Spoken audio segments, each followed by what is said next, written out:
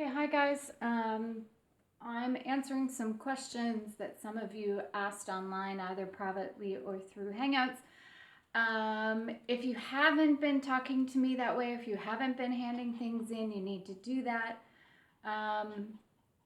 Most of you are doing really well at that. Just a couple of you I haven't heard a lot from.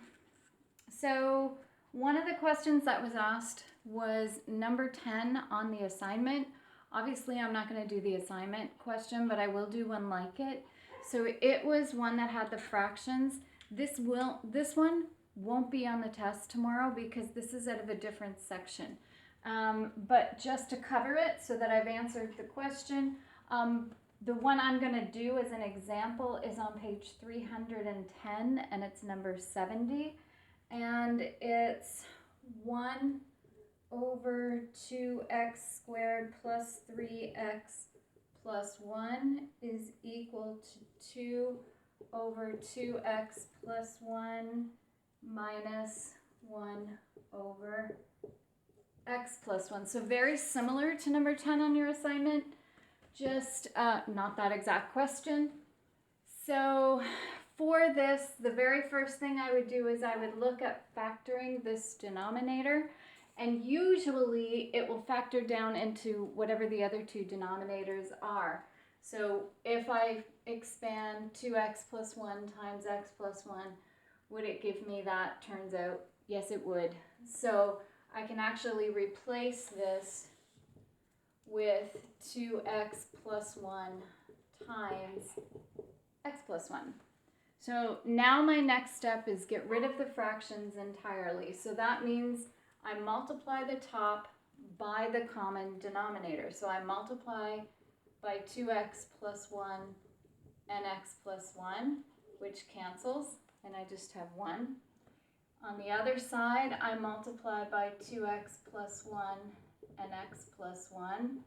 So those cancel, and I have 2 times x plus 1, and here I multiply by 2x plus 1 and x plus 1, so the x plus 1's cancel, and I have minus 1 times 2x plus 1. So now that I've gotten rid of my fractions, that's a good thing.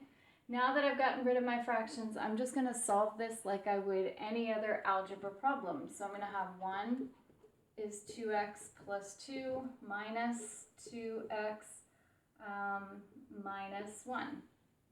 So this is going to be 1 is equal to, this one is going to be weird. Of course, I picked the weird one, right? So 2x minus 2x, that's actually gone. And 2 minus 1 actually makes 1, and I end up with 1 is equal to 1. So I guess what that means is everything works. I'm going to check.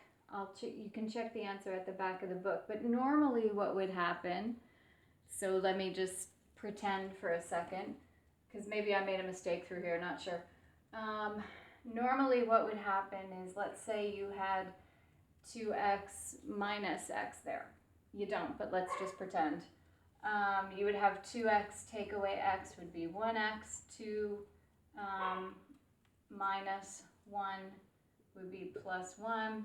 And so I'd move this over here, and I would end up with x is equal to 0, which I would then go back up here and test. Really, when you have an equal sign, it's an equation. You're looking for an answer. X is this, or x is that.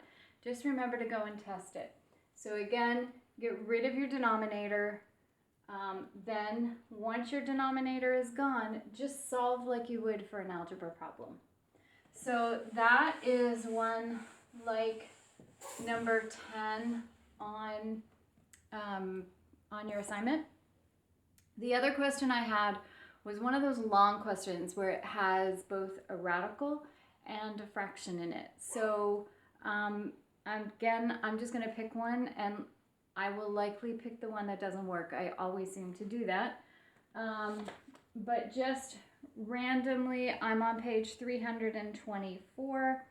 And I'm going to look at number 101. Again, I don't know what the answer is. I haven't done it yet. This is me teaching like I always teach, just making it up as I go, right? So This is the square root of x minus 3 is equal to x over 2 minus x. And so this is, sorry, not equal to, is greater than. Why did I put an equal sign? Sorry. Is greater than. So for this one, because it's a greater than or less than, it's an inequality. Sorry, I have a dog running around my feet. It's an inequality, so I'm really going to need test intervals. I'm going to need those critical numbers. So let's talk about what those critical numbers would be. First off, 3 would be a critical number because that would put 0 underneath the radical. So 3 is going to be a critical number. Another critical number is going to be 2 because 2 take away 2. Well, that just sucks already because now I know I'm going to have to pick a decimal in there when I go to test stuff. So already I'm not liking this question. Then what I have to do is I need to find out, is there any other critical numbers? Is there any other test intervals that I'm going to need to check? To do that, you need to solve this as if there were an equal sign here. So that's going to take a while. That's really long. There's a lot of steps to that. So I may have to erase this board 2 or 3 times. So the first thing I would do is I would multiply this side by 2 minus x to get rid of the 2 minus x. And I'm going to go way over here so that I have space. Hopefully that's within camera reach. So that's going to be x on this side, but I also have to multiply this side by 2 minus x, because whatever I do to one side, I have to do it to the other.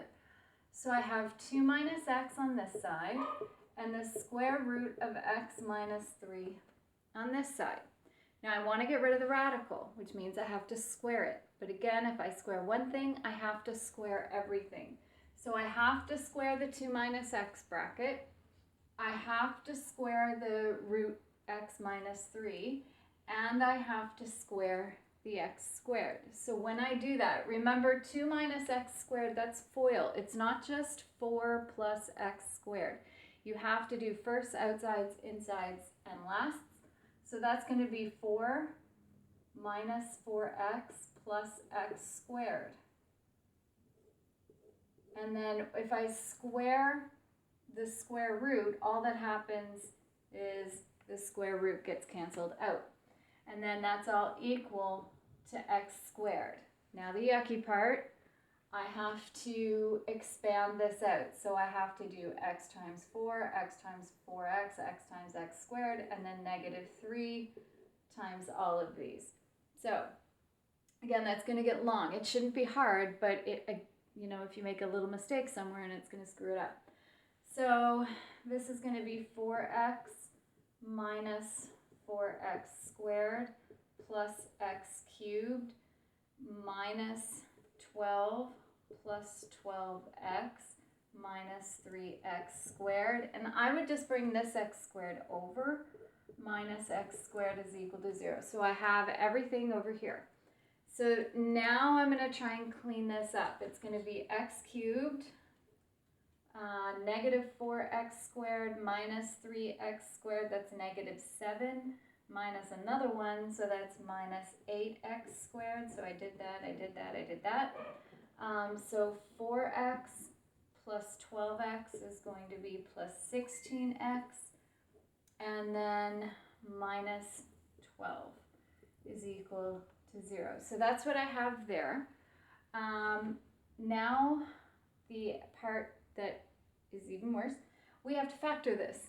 In order to factor this, we need to find all the factors of 12, plus or minus 1, plus or minus 2, plus or minus 3, plus or minus 4, plus or minus 6, and plus or minus 12.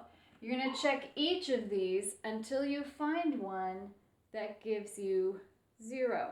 I'm actually going to pause the video a second while I do that, because who knows, that could take me a little while. So just a second while I pause the video, and then once I figure out which one that is, I'll come back. So just hold on. Okay, so I'm batting 1,000 today on picking random questions. Turns out none of these work, or I can't make any of them work. If you can, good for you. And I can't find that I made a mistake up here anywhere. So what that means is there's no other test intervals because that doesn't factor. If it had factored, if one of them had factored, I would have done synthetic division. Once I got my wonderful, let's say I got a wonderful trinomial down here when I did synthetic division, then what I would do is I would do the quadratic formula. Chances are what's going to happen when you do the quadratic formula is you're going to get a negative number underneath the radical, which means it's an imaginary number and there are no more test intervals. Chances are that's what's going to happen. So just to walk you through the steps, again, we got rid of the denominator, we squared everything, brought everything over to one side and simplified it, tried to factor it. If you can find a number that will actually equal 0, do synthetic division with it. If you can't remember how to do synthetic division, go back, there's lots of examples. And then take whatever trinomial you get, do the quadratic formula with it. Again, chances are you're going to end up with a negative underneath the radical. If you end up with a negative underneath the radical, it means it's an imaginary number. There are no more factors, so there are no more test intervals. If you end up with a positive underneath the radical, you have to solve it. Whatever answers you are, those go into your test interval. So once you have all your test intervals, and we have them all, we have to test before 2, between 2 and 3, and bigger than 3. Now this can be pretty quick, and again, you don't have to write out your check. A lot of times you can just do it on your calculator. But if I test a number smaller than 2, pick any number you want, just make it smaller than 2. If I pick a number smaller than 2, say 0, I already know that's not going to work, because here, if I do 0 take away 3, that's a negative 3, and I can't do the square root of a negative without using imaginary numbers, so that's a no. So then I need to pick a number between 2 and 3, and normally that would be bad because you'd have to choose a decimal. But in this case, it's not so horrible, because even if I choose 2.5, again, if I go 2.5 minus 3, that's negative 0.5, that does not work.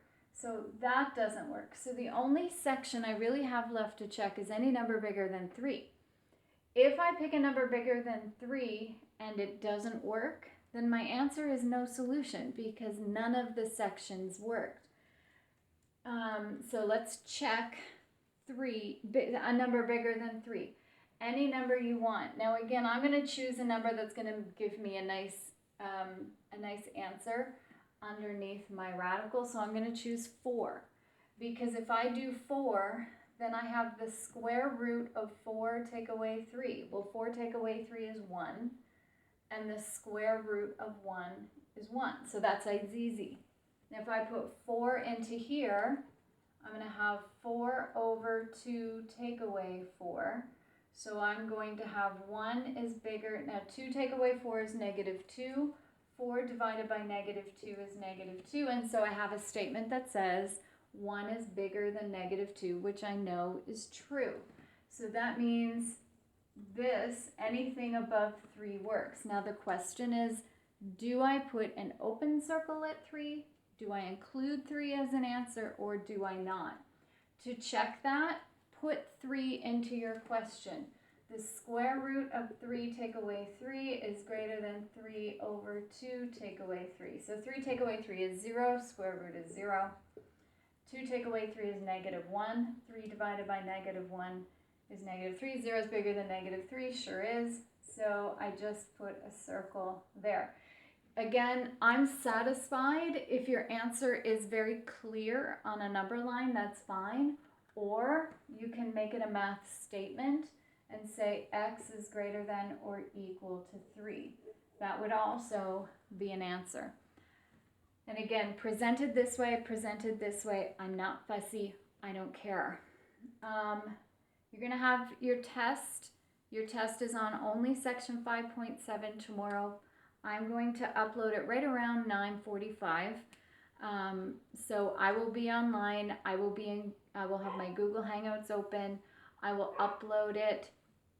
You will have really until 11 o'clock to do it and then to upload it to me. Again, just make sure it's legible when you upload it to me. I haven't seen a couple of you upload anything to me, so I hope you know how to do that. Do it through Google Classroom, I can't remember, upper right hand, no, I gotta look at it. Yeah, upper right hand corner is where that is. Most of you found it. It hasn't been a problem, but just in case you haven't done that yet, that's where that is. I will be there if you have any questions during the test. Please ask in Google Hangouts because it's easier for me to answer the question for everybody rather than just for one person, okay? So we will communicate tomorrow. I won't see you tomorrow, but we'll communicate tomorrow. And we'll see how doing a test this way goes. It's an experiment, guys. I don't know. So talk to you tomorrow. Bye.